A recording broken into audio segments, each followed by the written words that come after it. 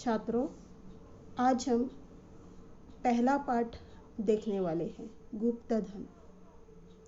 शीर्षक से तुम्हें मालूम हो गया होगा कि यह पाठ धन से संबंधित है, जो धन गुप्त है, और जब यह धन किसी को प्राप्त होता है तो उसमें क्या परिवर्तन आ जाता है।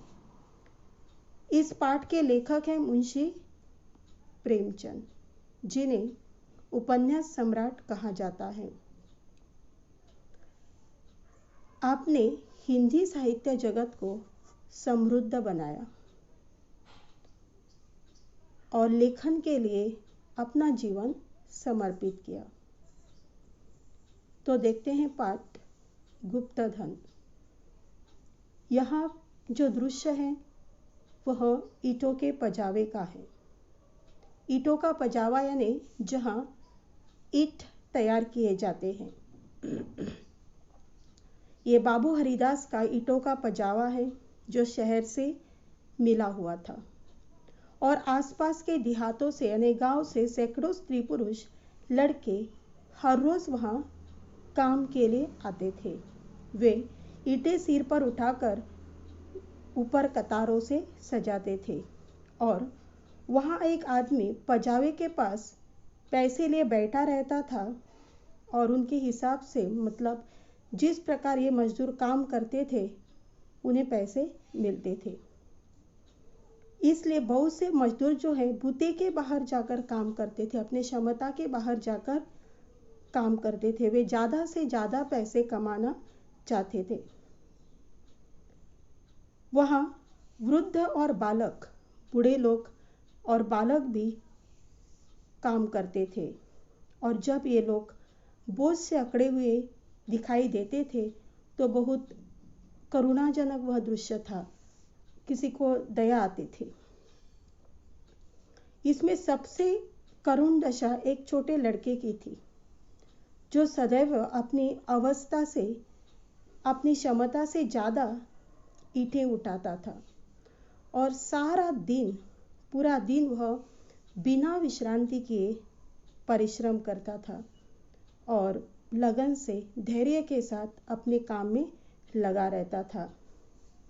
बाकी लड़के जो थे वे बनिए की दुकान से गुड़ लाकर खाते, कोई सड़क पर जाने वाले इको और हवाई गाड़ियों को बाहर देखता, कोई व्यक्तिगत संग्राम में अपनी जीवा और बाहु के जौहर दिखाता, अपने कौशल दिखाता। लेकिन इस गरीब लड़के को अपने काम से काम था, वह सिर्फ काम ही करता था। उस लड़के में से वह लड़कपन, बचपन कहीं खो गया था। न वह शरारती था, न जो चंचलता उसमें होनी चाहिए एक बच्चा होने के कारण वह नहीं थी, न खिलाड़ीपन, यहाँ तक कि कभी वह हंसता भी नहीं था। और ये सब देखकर बाबू हरिदास को उसकी दशा पर दया आती थी। कभी कभी पैसे वालों को इशारा करते कि उसे हिसाब से अधिक पैसे दे दो, वह उसे थोड़े ज़्यादा पैसे देता था। कभी वह उसे कुछ खाने को भी देता था। एक दिन उन्होंने उस लड़के को अपने पास बुलाया और उसकी पूछताछ की। तब उसे पता चला कि उसका घर पास ही के एक गांव में है, और घर में सिर्फ एक वृद्धा माँ है, एक बूढ़ी माँ है, और वह हमेशा बीमार रहती है, रोगग्रस्त रहती है, जिसके कारण घर की पूरी जिम्मेदारी उस लड़के के कंधे पर थी। यहाँ तक कि घर में रोटियां बनाने के लिए भी कोई नहीं था। वह खुद शाम को घर जाता था, खुद रोटियां बनाता था और अपनी माँ को भी खिलाता था, और इस सभी के कारण उसका बचपना कहीं खो गया था।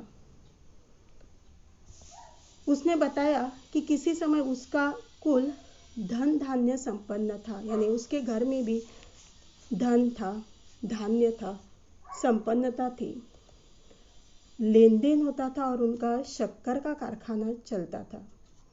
जमीन भी थी, किंतु भाइयों के बीच स्पर्धा हुई, विद्वेष की भावना आई और इस हीनावस्था को पहुंचा दिया कि अब रोटियों के भी लिए लाले पड़ते थे, यानी उन्हें कभी कभी भूखा भी रहना पड़ता था।